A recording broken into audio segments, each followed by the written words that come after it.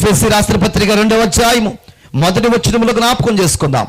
ఎఫెసీ రాసిన పత్రిక 2వ అధ్యాయము మొదటి వచనం. పాపముల చేత చచ్చిన వారై ఉండగా మనం ఏమైపోయామంటండి? పాపము చేత, అపరాధము చేత చనిపోయిన వారమై ఉన్నాము. పాపముల చేత చనిపోయిన వారమై ఉన్నాము. నీతి క్రియలు లేవు, యథార్థత లేదు, అలా బ్రతికేస్తున్నాం అంతే. అలా చనిపోయిన వారమై ఉన్నామని బైబిల్ చెప్తుంది. చనిపోయిన వారై ఉండగా, చదవండి మాట, కూడా బ్రతికించిన దేవునికి మహిమ కలుగునుగాక. మనం చనిపోయి ఉంటే మన కొరకు ఆయన వచ్చాడు. ఎక్కడికి వచ్చాడండి? భూలోకంలోకి వచ్చాడండి. పశువుల తొట్టులో పడుకున్నాడండి. ఎంతో గొప్ప దేవుడు ఆయన, సర్వశక్తిమంతుడు ఆయన, కోటాను కోట్ల దూతల చేత కొనియాడబడుచున్నటువంటి ఆ గొప్ప దేవుడు నీ కొరకు నా కొరకు పూర్తిగా తగ్గించుకొని ఎక్కడికి వచ్చాడండి? పశువుల తొట్టిలోకి వచ్చాడు. తగ్గించుకొని వచ్చాడు. ఎందుకు వచ్చాడంటే నిన్ను ప్రేమించాడు కాబట్టి. మనం ఎప్పుడన్నా బాగా ఒక హాస్పిటల్లో ఉన్నాం అనుకోండి, మనం చూడటానికి వస్తారు ఎవరు? మన మీద ప్రేమ ఎవరికైతే ఉంటుందో వాళ్ళు బంధువులు అవ్వచ్చు, రక్త సంబంధులు అవ్వచ్చు, తల్లిదండ్రులు అవ్వచ్చు, బయటి స్నేహితులు అవ్వచ్చు, ఎవరైనా కావచ్చు. మన మీద ప్రేమ ఎవరికైతే ఉంటుందో వాళ్ళు మాత్రమే చూడటానికి వస్తారు. వచ్చేటప్పుడు ఏం తీసుకొస్తారు? అరటిపళ్ళు, కొబ్బరికాయలు, యాపిల్ పళ్ళు ఏవో తీసుకొస్తారు కదా. మనం తింటామా? ఆ మంచంలో ఉండి మనం తినడానికి అయిద్దా? మనకి నోరంతా చేదుగా ఉండి అసలు ఏమి తినలేం. కానీ మన ప్రక్కన ఉంటారు చూసారా, వాళ్ళది బాధ్యత అంతా. ఆ కాయలు మొత్తం తినే బాధ్యత. ఎందుకంటే అవ చేస్తే ఇంకొకళ్ళు వస్తారు కాబట్టి ఈ పక్కన ఉన్న వాళ్ళు ఏం చేస్తారు? వచ్చినట్టుగా పేషెంట్ మంచం మీద పడికి మూలుగుతూ ఉంటే పక్కన కూర్చుని కాయలు ఒలుచుకుని తిన్నవాళ్ళు తిన్నట్టే ఉంటారు. దేవునికి మహిమ కలుగును గాక. ఎందుకమ్మా అట తింటున్నామంటే పాడైపోతాయిగా, అందుకని అంటారు. దేవునికి మహిమ కలుగును గాక. ప్రియులారా, మీరు గమనించినట్లయితే మనము పాపములో చచ్చిపోయిన వారు ఉంటే మన కొరకు వెతుక్కుంటూ, బైబిల్ చెప్తుంది, నశించిన దానిని వెతుకుతూ నశించిపోయి ఉంటాం మనం. పాపము చేత, అపరాధం చేత చచ్చిన వారిపోయి నశించిపోతుంటే మనల్ని వెతుక్కుంటూ వచ్చాడంటండి దేవుడు. యేసయ్య నీకు స్తోత్రం. ఎత్తుక్కుంటూ వచ్చాడంట. ఇది పల్లపట్లలో ప్రజలు ఉన్నారు, వాళ్ళు పాపంలో నశించిపోతున్నారు. వెతుకుతారండి? ఎతకరు. గేదెను ఎతికేమనుకోండి పాలిచ్చింది, మనం ఎతికితే ఏమొచ్చింది చెప్పండి? మనం ఎతికితే ఏమైనా వచ్చిందా?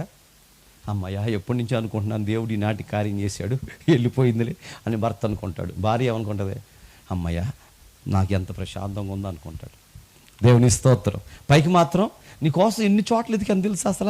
అసలు ఆ షాపు దగ్గర ఎతుకుతున్నాడు అంటే అక్కడ దొరుకుతుంది. ఎందుకంటే తన రక్తము చేత నీ రక్తాన్ని శుద్ధి చేయటం కొరకు. హల్లెలూయా. నీ రక్తం ఏమైపోయిందంటండి? విషంతో నిండిపోయింది. డయాలసిస్ చేసేటప్పుడు చూడండి, ఈ యొక్క బాడీలో ఉన్నటువంటి రక్తం అంతా కూడా ఇన్ఫెక్షన్తో అయిపోయింది. ఓ మిషన్ పెడతారు. ఆ మిషన్ ఏం చేస్తుందంటే ఈ రక్తాన్ని మొత్తం ఫిల్టర్ చేస్తూ ఉంటుంది. ఎంత టెక్నాలజీ వచ్చిందో చూడండి. అసలు ఒక మిషన్లో ఒక వైర్ ఏమో లోపలికి నుంచి రక్తం తీసుకుంటుంది, ఆ మిషన్లోకి వెళ్ళింది, బాగా తిప్పి మళ్ళీ నుంచి పంపించేస్తూ ఉంటుంది. ఎంత విచిత్రం అండి. అదే మనం రక్తం మొత్తం బకెట్ పెట్టి బయట తీసి శుభ్రం గుంజిపోయాలంటే ఈడిపోతాడు మధ్యలో. మిషన్ ఎట్ట ఆకలి అయితే ఏడు అమ్మ, అమ్మ కనపడిపోతే ఏడు అమ్మ, ఎవరు చెప్పారు? రాత్రి అయిపోయింది పడుకుని నిద్రపోమ్మ, ఎవరు చెప్పారు? తెల్లారింది లెగువమ్మ, ఎవరు చెప్పారు? ఎంత విచిత్రం అండి, ఎంత విచిత్రం అండి. మనమంటే పెద్దోళ్ళమయ్యాం కాబట్టి జ్ఞానం తెలుసు, వాళ్ళకి ఎలా తెలుసు అండి? దేవునికి మహిమ కలుగును గాక. ఎదురుగా ఏదైనా వస్తుంటే మనం వెంటనే పక్కకు తప్పుకుంటాం. ఆ సెన్స్ ఎలా పనిచేస్తుందో నీలో, లోపల శాటిలైట్ ఎలా పనిచేస్తుందో నీలో. ఎదురుగా వస్తుంటే ఇట్లా నిలబడవు ఎందుకని, పక్కకి వెళ్ళిపోతావు ఎందుకని, పక్కన పాంగని పడిన తేలిపడిన అమ్మో అని పక్కకి వెళ్ళిపోతున్నావు. ఎవరు చెప్పారు నీకు? లోపల ఏం పనిచేస్తుంది? సెన్స్ పనిచేస్తుందండి. లోపల మెమరీ పనిచేస్తుంది. ఈ మెమరీని పెట్టింది ఎవరు? ఎప్పుడు పెట్టాడు దేవుడు? తల్లి గర్భములో పిండముగా రూపించే రోజు ఆ మెమరీ పవర్ పెట్టి దేవుడు భూలోకానికి నిన్ను పంపించాడు. దేవుడికి మహిమ కలుగును గాక. అది పనిచేస్తానే ఉంది. ఎప్పుడు దాకా పనిచేసిద్ది అమ్మా? ఉత్తరానికి మోసేదాకా పనిచేస్తానే ఉంటుందండి. స్తోత్రం. అప్పుడు దాకా పనిచేస్తానే ఉంటుందండి. ఎన్ని తెలివితేటలో మనకి, ఎన్ని తెలివితేట. ఈ తెలివితేటలన్నీ దేవుడు సిప్పుగా మార్చి సిప్పు లోపల పెట్టాడు. మన దగ్గర సిప్పు ఉంటుంది. ఆ సిప్పు పెట్టుకుంటే ఆ సిప్పులో మనం ఒక నొక్కంగానే దేశంలో ఎవరితో అయినా మాట్లాడవచ్చు. మన బ్యాంకులో డబ్బులు ఎన్ని ఉన్నాయో అది చెప్పేసింది. మన ఆధార్ కార్డులో నెంబర్ ఎంతో చెప్పేసింది. ఇవన్నీ ఎందుకండి? ఎక్కడ ఏం దాచిపెట్టామో మొత్తం చెప్పేసింది ఇది. దేవునికి స్తోత్రం.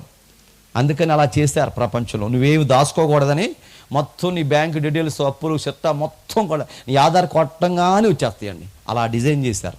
ఇక నువ్వు ఎక్కడ దాచుకుంటాకి లేదు. పెట్టుకుంటే పక్కింటి వాళ్ళు వచ్చి కాజేసి వెళ్ళిపోతారు. కాబట్టి ఏడ పెట్టుకుంటాక లేదు. దేవునికి స్తోత్రం.